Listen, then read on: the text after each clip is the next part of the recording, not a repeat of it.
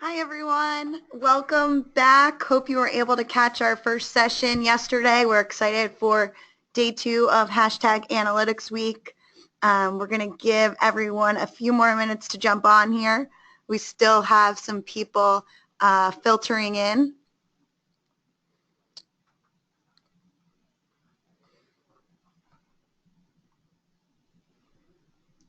And for those of you who were on yesterday, we're going to do the same sort of intro here, but we'll try to run through it pretty quickly, and then we'll dive into our day 2 topic. And now we'll slowly get started. So my name's Caitlin Knaus. I'm the Director of Client Development here at NetElixir, and we'll be doing the introduction of our second day of #Analytics Week. This is hosted by a division of NetElixir we call NetElixir University. NetElixir University is all about really sharing knowledge. It's part of our core and our mission. If you check out, we have a bunch of free tools, free apps, webinars, white papers, all about search marketing. We truly are a very fanatically analytical and knowledge-driven team, and that really comes out a lot through our NetElixir University initiatives. This is our second annual Analytics Week, and Analytics Week was really inspired, one, by our analytics department here that Don Rodriguez heads, but also by Albert Einstein. You'll see the quote here on the screen: "Logic will take you from A to B, imagination will take you everywhere." And funny enough, we're actually headquartered in Princeton because of Albert Einstein and how much our CEO really loves and admires his work. So NetElixir is a group of over 100 search marketers. We are headquartered, like I said, in Princeton. We have offices in 3 other countries. We do work globally. We're a preferred partner of both Google and Bing, and as part of our Analytics Week, we'll actually have several guests from Google. On the right side here, you'll see just some of the clients we've worked with, pretty diverse group. So again, NetElixir is very search marketing focused. And our solutions can really fall into 2 buckets. The first bucket is our service solutions. So this is where our experts really work as an extension of our customers' digital marketing team. And these services fall into 3 buckets. We have our paid search and shopping management, our SEO, search engine optimization, as well as our paid social management strategies. We also have our technology group. So we at NetElixir have actually developed our in-house proprietary technology that runs on over 30 algorithms. We've built this over the past 12 years, really gathering all the insights and turning that into technology that can make our team and our customers more efficient and optimize their paid search and SEO strategies. And then we have our consulting group. This consists of our web analytics, our digital marketing strategy, as well as executive dashboards. And particularly, we're here today because of our web analytics group. So as part of our web analytics group, we have various packages. They start at the bottom there with a rookie package for those digital marketing companies that are really just jumping into analytics. So here we'll do some basic tracking, implementation, and validation. We have one-time setup consultations as well as services. Our middle package here is our insights packages. So here we can do, again, essential and advanced health checks. We can help set up KPI dashboards and provide reporting and insights, as well as ongoing support. And then our true data junkie packages you'll see up there, where we really dive into the strategy. We look at the business as a whole and see how we can use analytics to really grow your e-commerce profits and revenues. So as part of our Analytics Week, we have 5 webinars. All of them start at 1 p.m. Eastern, except for Thursday, June 16th, when we'll start at 11 a.m. to accommodate our guest speaker. Wednesday's topic, or tomorrow, will be 5 insights to improve mobile performance. We'll have a Google strategist, Steph Schmidt, join us. And tomorrow there will be some do-it-yourself exercises. And if possible, it's best to have 2 screens open so you can really participate and get a lot out of this session on improving mobile performance. On Thursday, our topic will be tracking your best customers with Google Analytics. Here we'll have Powell from Google Global Product Lead, Data Integrations, and he'll be speaking again. This is at 11 a.m. Eastern, so a little change from the other days. And then finally, Friday, to wrap up, our topic will be benefit from the artificial intelligence in IBM's Watson, and we'll have Thomas Gonzalez as our guest speaker. So a few housekeeping notes about our webinars and presentation today. Please, please, please ask questions. We want this to be as interactive as possible. You can ask questions during the webinar, just typing into the question field. We'll be capturing those questions, and if time allows, getting to some of them, but we will follow up with all of them. You can also ask questions anytime this week and following Analytics Week on our Analytics Week Forum Google group. Please check that out. Again, a lot of follow-up will also be on our blogs. Feel free to take screenshots, and we will also be sending out the slides and the recording of the presentation. Again, love to go social. Feel free to tweet anything and use the hashtag AnalyticsWeek. And if you haven't registered already, you can do that and you'll be sent invites. And our email address for this whole Analytics Week is analytics@netelixir.com. And you can use this to ask us questions, share your thoughts, but also specifically each day we will, at the end of every webinar, we'll have a complimentary offer, which today is a Google AdWords scorecard. So you can email us again at analytics@NetElixir to take advantage of this offer. And we will also, at the conclusion of each webinar, have a thought experiment or a puzzle. The first person to answer correctly by sending an email to analytics@netelixir.com will receive a $25 gift card. And even if you're not first, if you answer all 5 correctly after each session, you'll be entered into a random drawing to win a $100 gift card. So with that, I'd like to introduce Don Rodriguez, our Director of Analytics. He's been a Google Analytics user since 2007, the former e-commerce director for Utrecht Art Supplies, and he's also a teacher of MBA classes at Rutgers. So Don will be kicking off our session today on 3 analytics hacks to increase revenue and profits. Okay, thank you, Caitlin. All right, before we get started, a quick shout out to our winner from yesterday, Stephen Kim. I saw him logged in. He was the first person to get the correct puzzle answer to our inbox. So congratulations to Stephen. And I could not let this day go by without acknowledging it is Flag Day today. So, and if you have any geeks in your household like I do, Sheldon Cooper is one of our favorite characters. And if you're familiar with the show, right, he has an internet show that's called Fun with Flag. So shout out to Sheldon.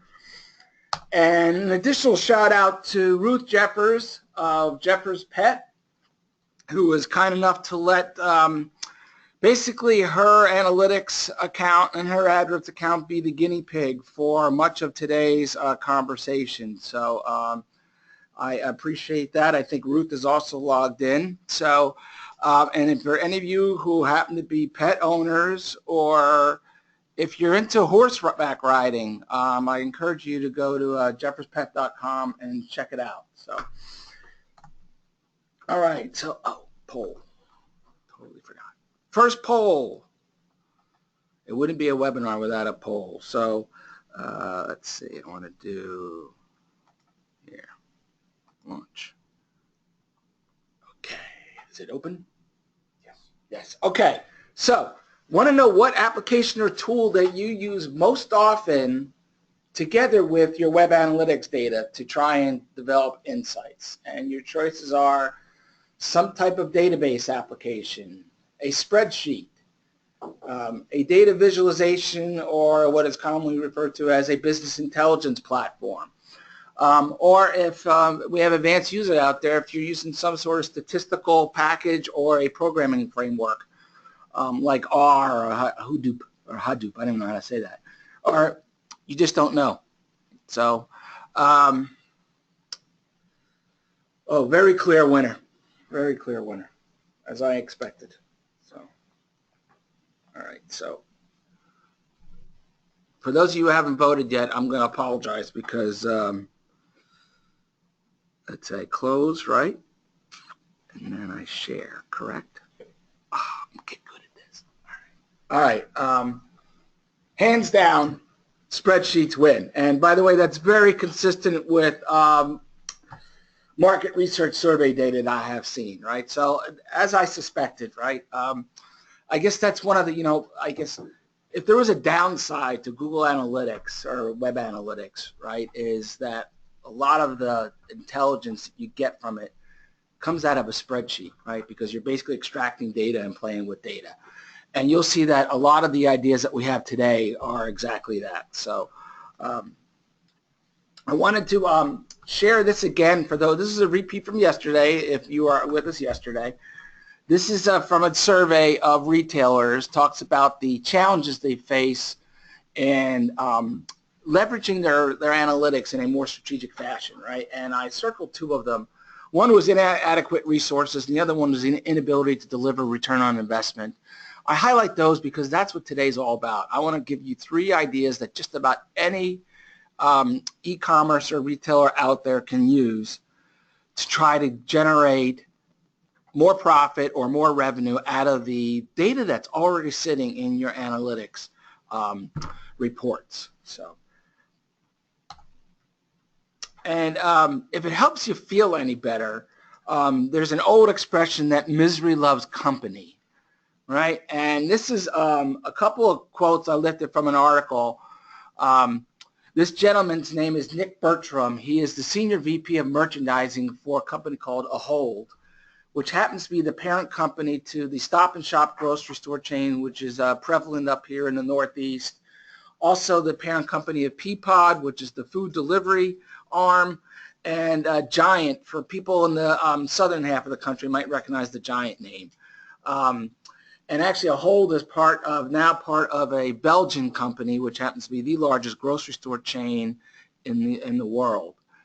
And if you read these quotes, you'll see that they have the same challenges that most of you have, right? Which is, measuring, collecting, and then, but how do I get insights out of all this data that I have or I'm now capturing, right? So again, today is all about giving you ideas, solid ideas for doing just that. And why would that be relevant? Well, Mary Meeker, who works for a VC, published this awesome deck out on LinkedIn. This deck had over 200 slides. I read every one. I can't remember the last time I've ever done that, right? So it was fascinating. The amount of information that she put in there and the insights that are in there are tremendous, right? So if you're in the internet space, it's worth going and finding, right? So, but this one kind of hit me right between the eyes, right? Because it's a reality for us here in the U.S., right? Is the fact that globally speaking, economic growth is slowing, right? We all know that China's slowing down, right? So what does that mean, right? And she kind of put it this way, saying, hey, the easy growth is behind us, right? And that's kind of scary, especially if you're in retail where margins are always thin, right? But there's hope, right? Collecting and using your data is becoming more and more mainstream, right? So there's a quote there on the left from the CEO of Looker, which is one of those visualization BI platforms. So you could probably take that with a grain of salt because it might be a little bit self-serving. But the one on the right, Amazon, right, is certainly relevant and real, right? And I'll be honest with you, I didn't know how many private label brands Amazon had until I was reading Mary's deck, right? So I know Kindle, I know Fire, I know the new one, Echo, right? But these other ones, no clue, right? So, but that's what Amazon's doing, right? Like if you are a manufacturer, that's like one of the obstacles when you think about doing business with Amazon, right, is, hey, are they going to just basically leverage all my data they get from selling my products and then basically squeeze me out by just going to somebody in China and making the same thing, right? So, so today, our talk is based on our 4P revenue and profit growing insights offering for retailers. Right. So now if you happen to be in my age bucket and have studied marketing at all in school as an undergrad or a grad, you will recognize the 4P reference, right? It is Philip Kotler's 4P model, price, product, promotion, and place, right? That was an old model for the marketing mix. Kotler's textbooks had a monopoly. They were like the Microsoft of marketing textbooks when I was in school. So, and oh, by the way, you can still go buy a Philip Kotler Marketing 101 textbook today, right? So, but here's the idea, right? So the offering we have is, it's a subscription offering, and we deliver to you one analysis a month that falls under those 4P buckets. Right? So it could be product focused, it could be channel focused, that's the place, it could be promotion analysis or pricing analysis. Right? So today I'm going to talk to you about site search market expansion, which falls under product, and also talk to you about profitability by keyword, which is a channel analysis, and also going to talk to you about a leveraging the data you have and the linkage you have between your paid search accounts and your analytics accounts, right? So here are the three ideas, right?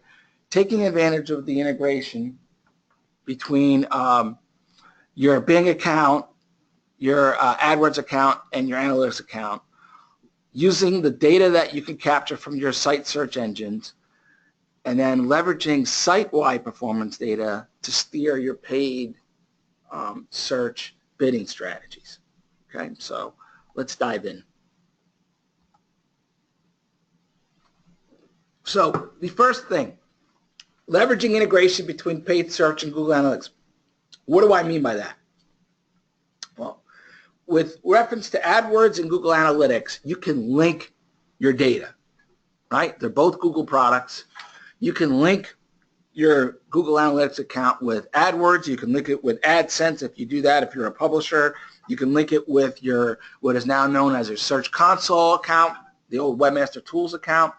So and also with Merchant Center, right? So you can link your analytics account to a number of Google properties, right?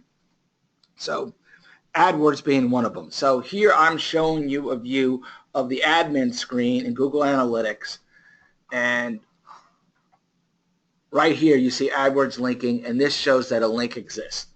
Okay, so that's when it comes to AdWords linking, that's step one. Step two is going into your account settings, which you find under that cute little what do we call these, wheels? I think we call those wheels, right? So, or gear, okay, gear or wheel, whatever. Go to account settings, and in account settings there is a setting called auto tagging, and you want that to be yes. Okay, and in Bing you can also do auto tagging, and what auto tagging does, for those of you who understand how Google Analytics tracks traffic or might have listened yesterday when we talked about UTM parameters, auto tagging basically populates those parameters. So here's a view of excuse me, how Bing populates those parameters. So you have the 5 parameters we discussed yesterday. This tells you what Bing sends into those. And I've shown you here in Google Analytics how you can grab that, for example, as out of the secondary dimension menu on almost any one of your reports. I will tell you that there is one small difference. On content, Bing is going to tell you the ad group that they're going to put the value of the ad group for that traffic, And in Google Analytics, in AdWords, what you get is the dimension called ad content, which happens to be the headline of a text ad. Okay, so you actually can in Google Analytics look at performance by headline if you wanted to in AdWords. And then obviously term is keyword, the paid keyword. And if it's a shopping campaign, there's a little note here. You can see that Bing will give you the ID number for your product group in your Bing product ad.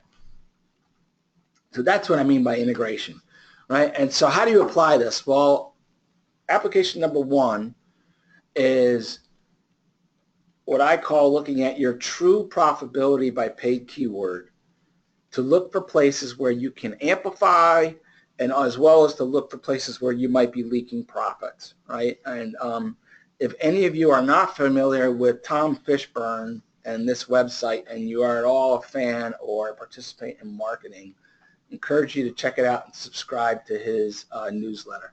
I think it's once a week I get a new cartoon in my inbox.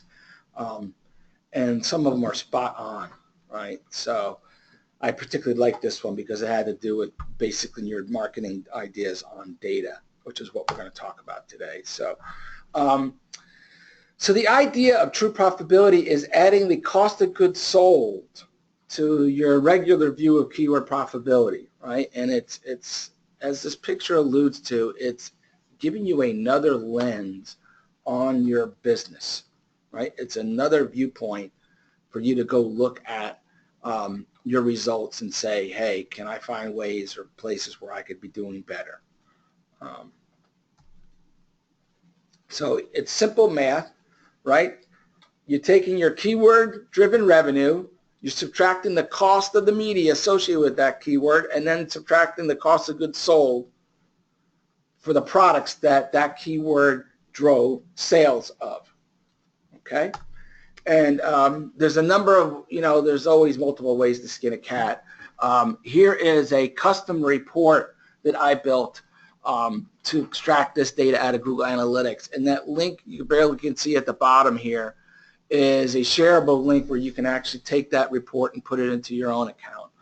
So I've got, you may or may not be aware of this, but the custom report capability in Google Analytics, one of the nice things is you can put like 5 dimensions.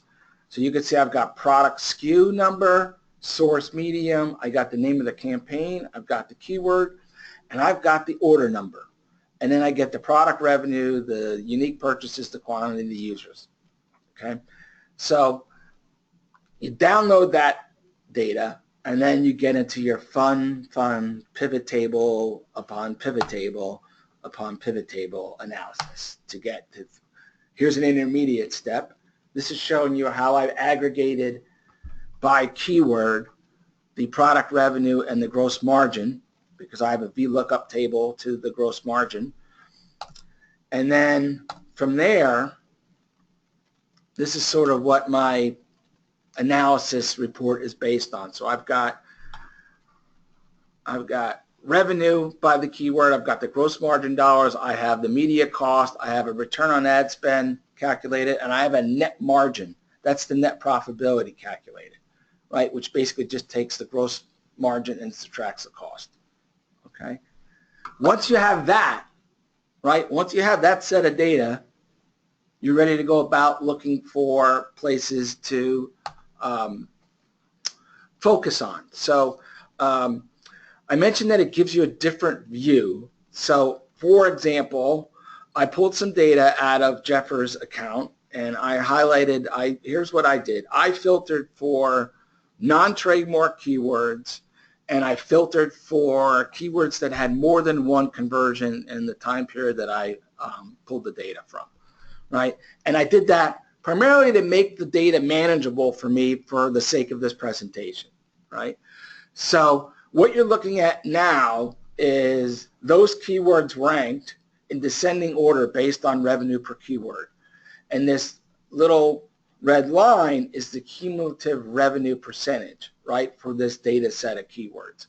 So you can see, for example, here, you know, the old 80-20 rule, right? So I didn't pick 80%, but I did highlight right here that on the 34th keyword, so 1 through 34, delivers 60% of the revenue in this data set, right? So that's what you're looking at there.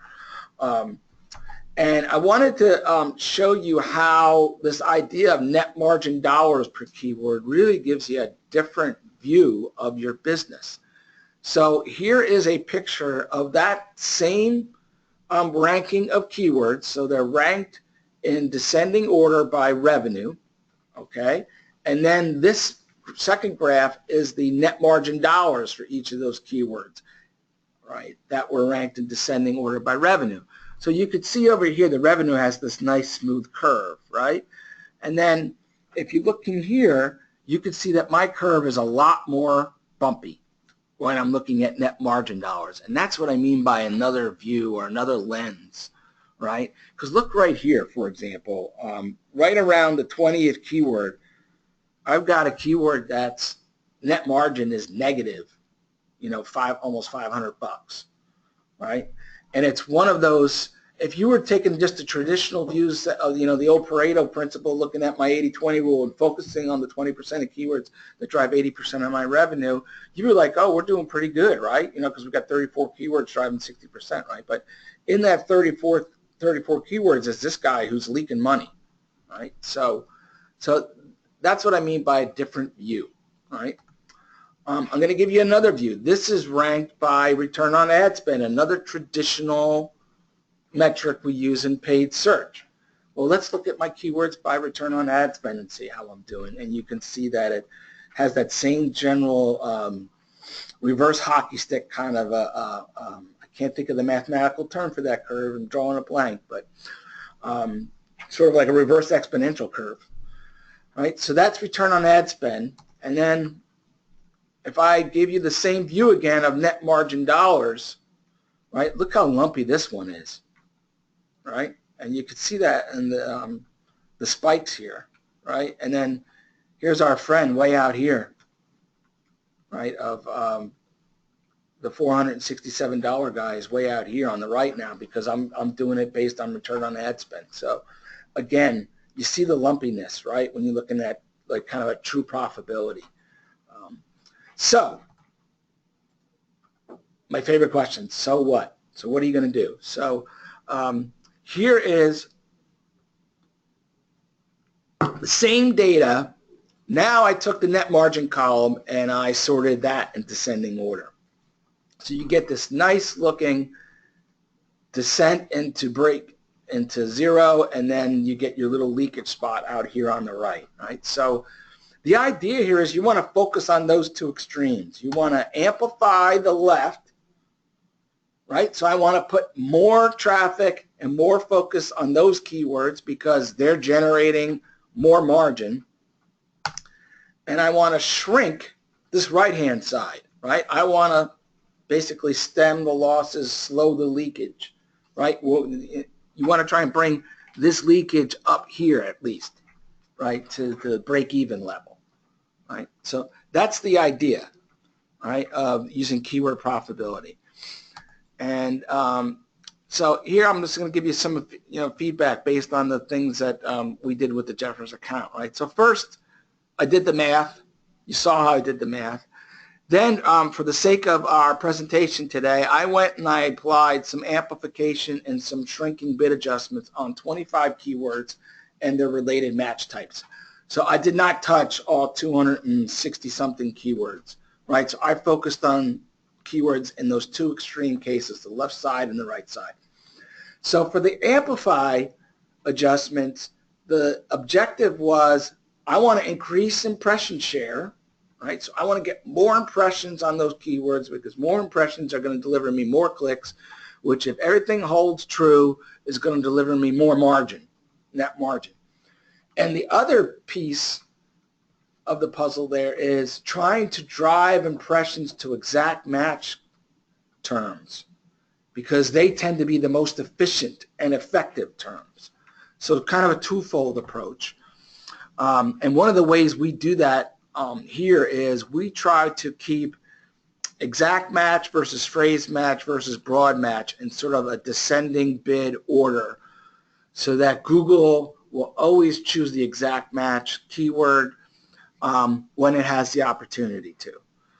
Now, when it comes to the shrinking adjustments, basically the idea there was, can I cut back on bids, move my ad position a little bit, but stay on that first page, that critical first page, right? So I can try and minimize my impression share loss, right? And also minimize my leakage.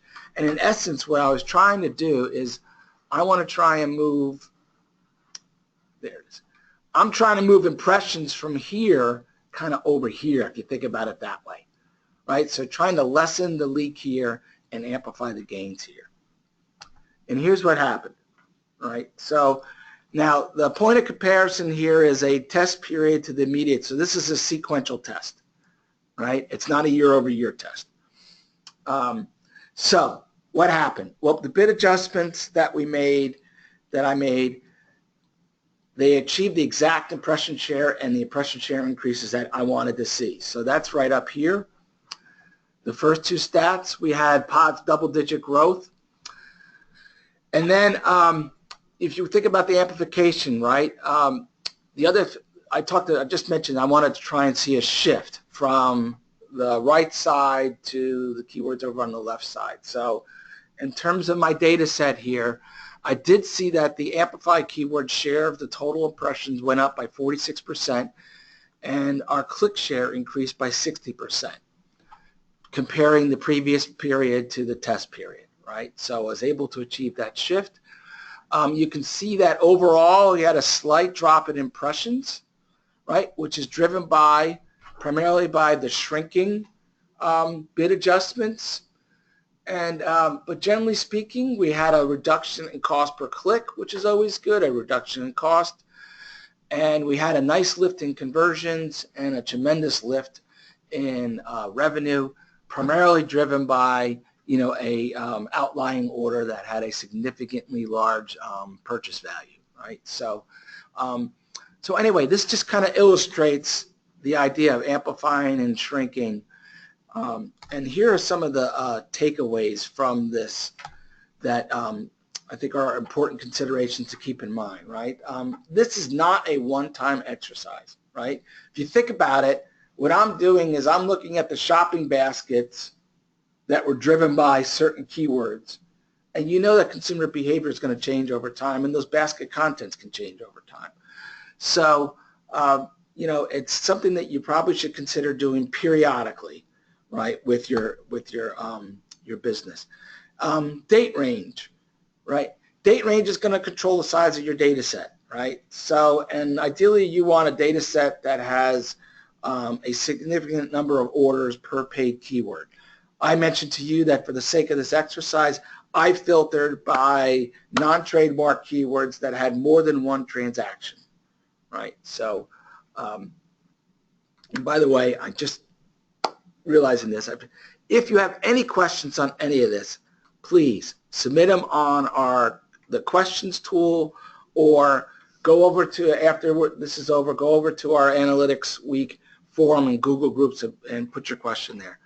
Should have said that earlier. I apologize, right? So date range is going to control the quality of the analysis based on the number of orders you have per paid keyword.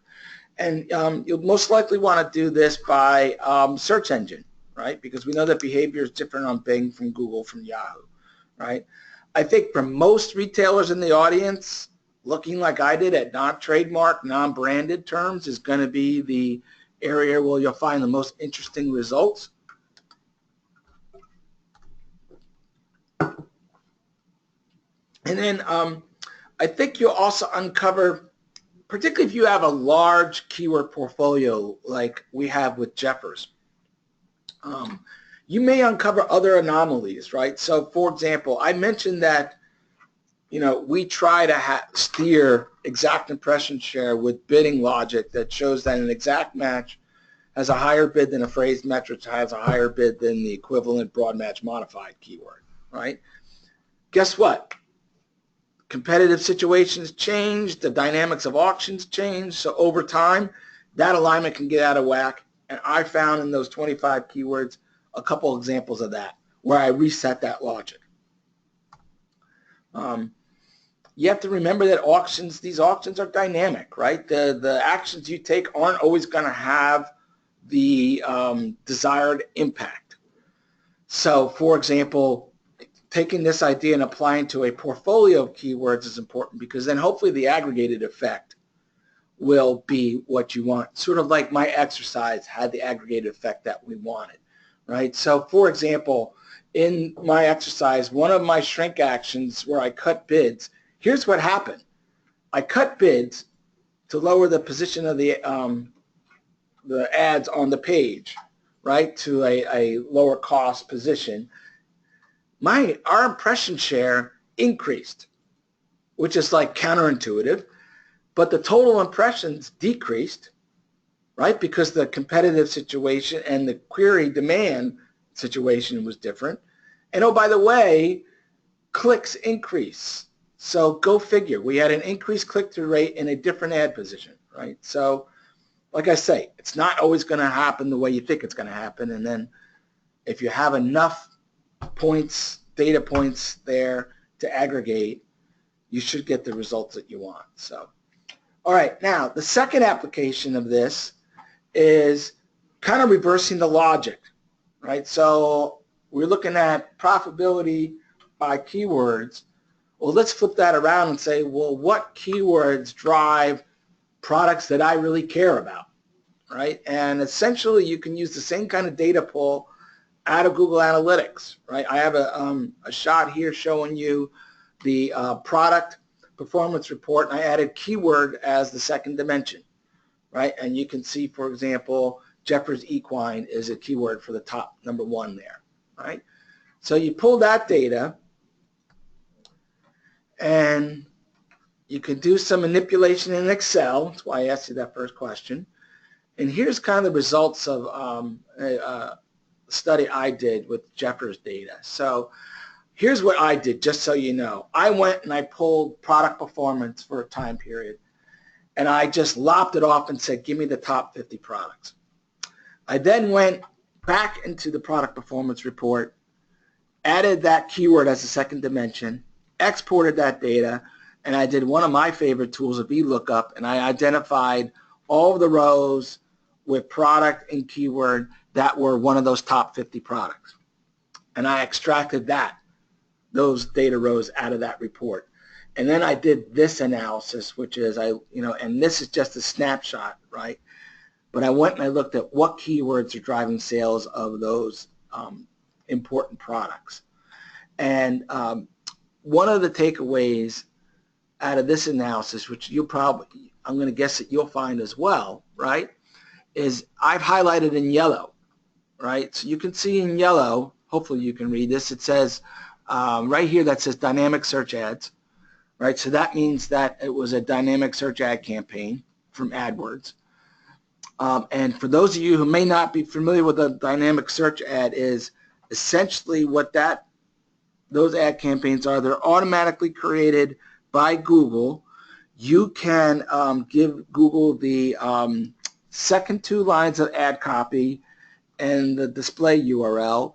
Google will create the headline, and what those dynamic search ad campaigns do is they match a query that wouldn't match, let's say, one of your keywords, or doesn't match one of the keywords you have loaded in your account, to pages that are in your Google index for organic search engine results, right? So whatever's in Google's index of your site is eligible to be promoted with a dynamic search ad. So the sales pitch from Google is that 16% of the queries that people type in every day are new, which means you wouldn't have thought of them to add them as a keyword in your AdWords campaign. So dynamic search ads is one idea. And then the other one I highlighted is all of the keywords that you see in the broad match modified format.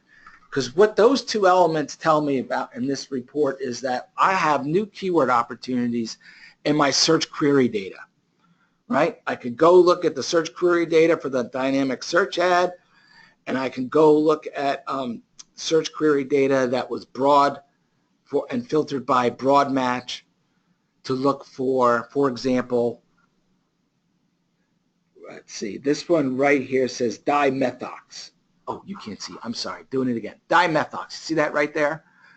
right? So I could go look for phrases and possibly exact match versions of dimethox to add into the account. And I have one example here of the first product, the Equimax. So I went into the AdWords and filtered for the dynamic search ad campaign, and I looked for Equimax terms. And you can see right there that there is, well, I've highlighted, what, 4 or 5 of them, which are not currently in the Jeffers account, right? And that's a potential new ad group, potential new set of keywords that we can have, for example, very tailored ad copy instead of more general ad copy that you have to put in your DSA campaign, which could lead to more effective results. So that's the idea of top products and paid keywords. And the other thought there too is if for example, let's say this Equimax product, one dose, is one of Jeffers Pet's highest margin items, right? Well, then you could consider going into your paid campaigns and, for example, like Horsewarmer or Sleek X, right, which is actually a misspelling of another brand. I'm doing it again. Sean, you got to hit me every time I do this.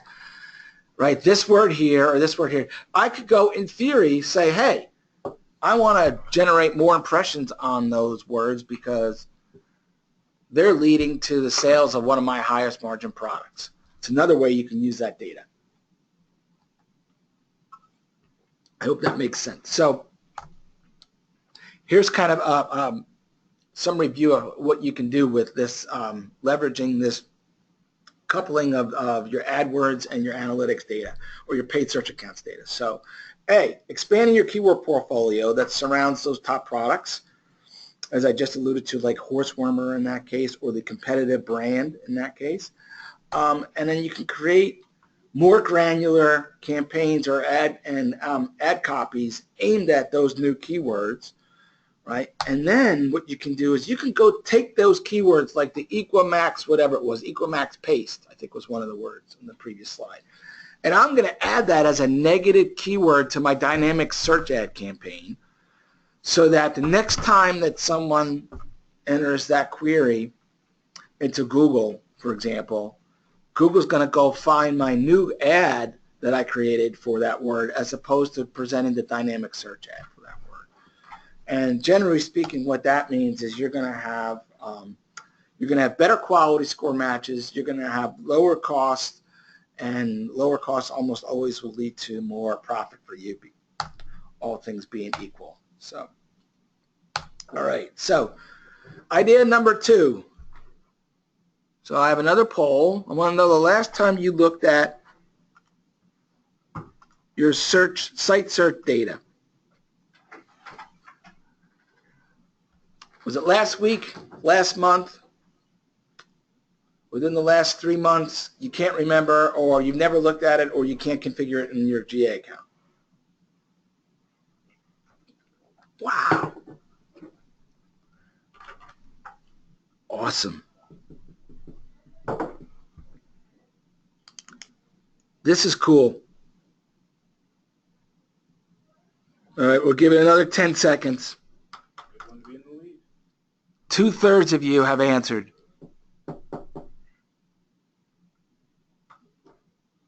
All right. Clear winner again. Pick them up. Yeah. All right. So my next 3 ideas may be redundant to, what is that, 53% of you. So that's very encouraging, though, which is really good, really good. So I hide, right? Okay.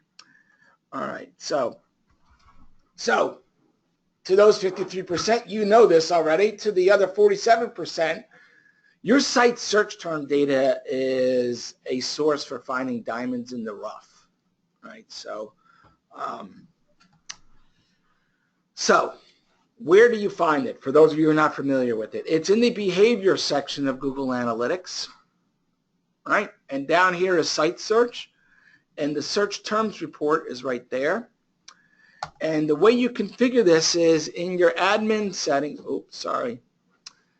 in your admin setting, your admin tab for Google Analytics under View Settings, if you scroll down, I think almost to the bottom, if I remember correctly, you get your site search settings, and you have to turn it on.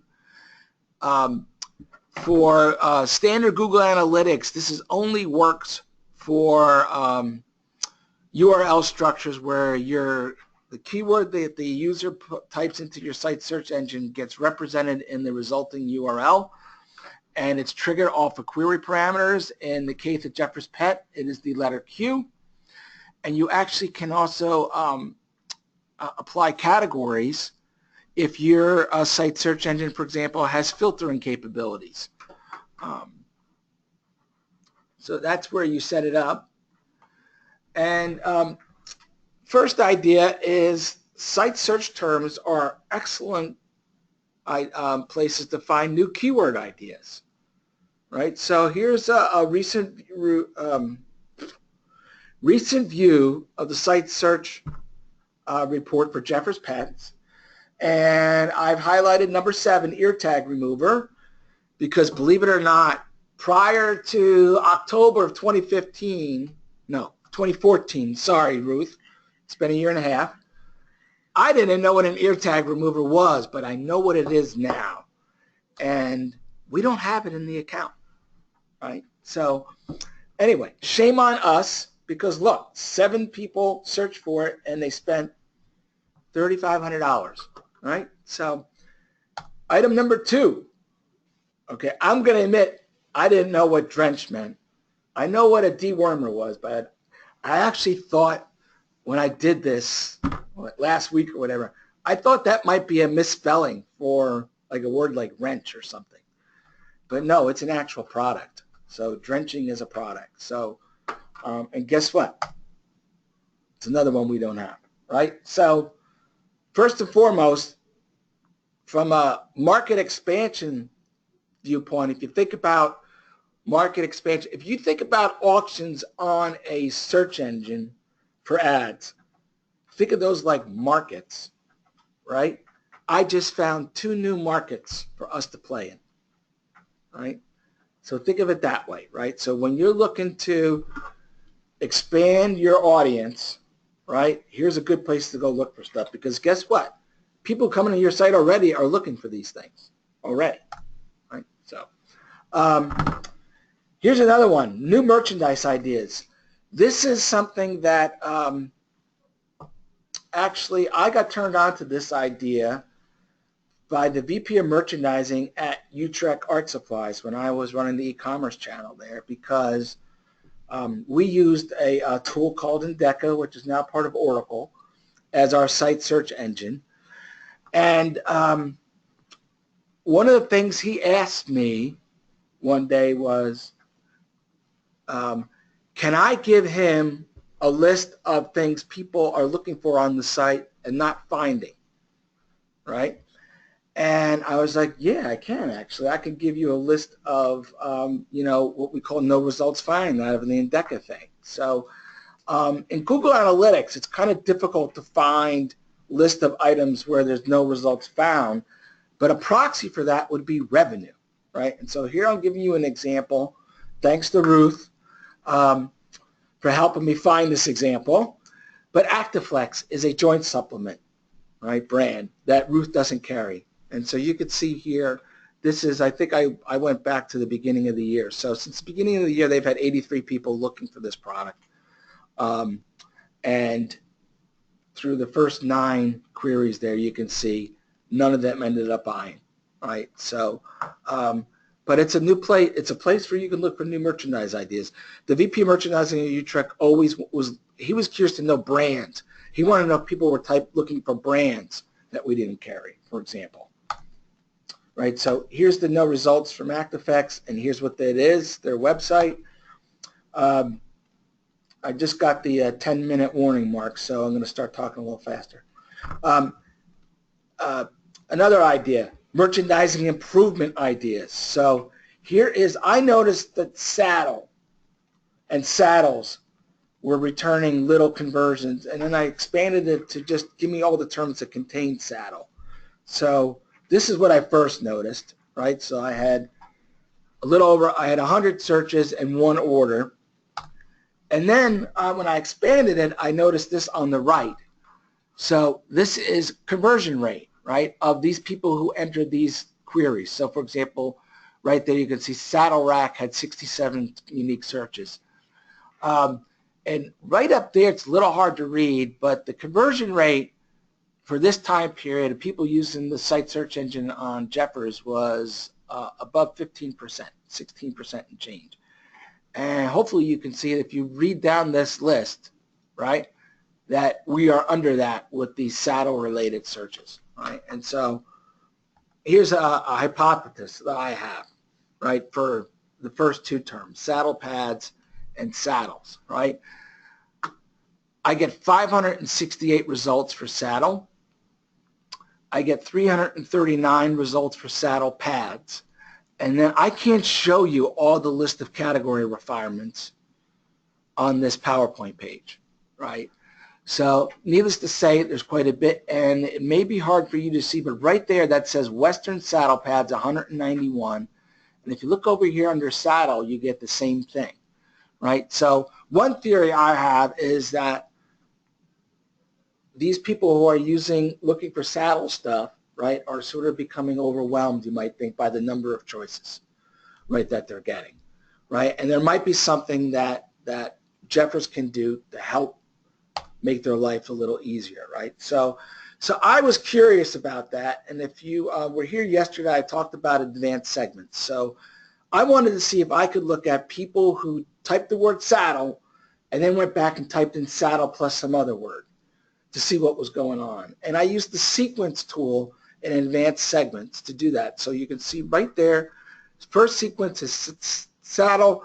Second step is the search term contains saddle. So I'm looking for saddle and any other word.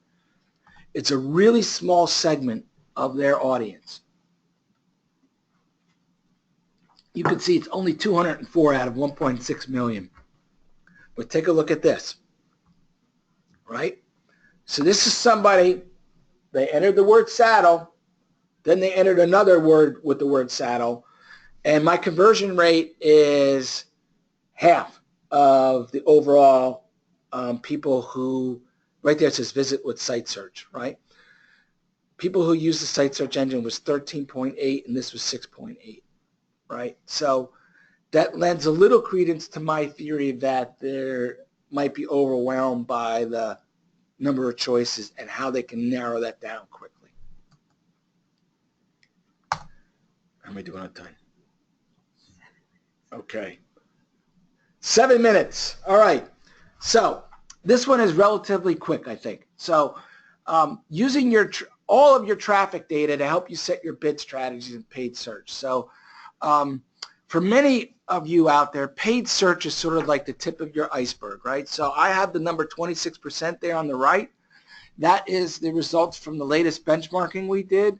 26% of traffic in our client base is being driven by paid search, right? So the majority of your traffic sits below the surface.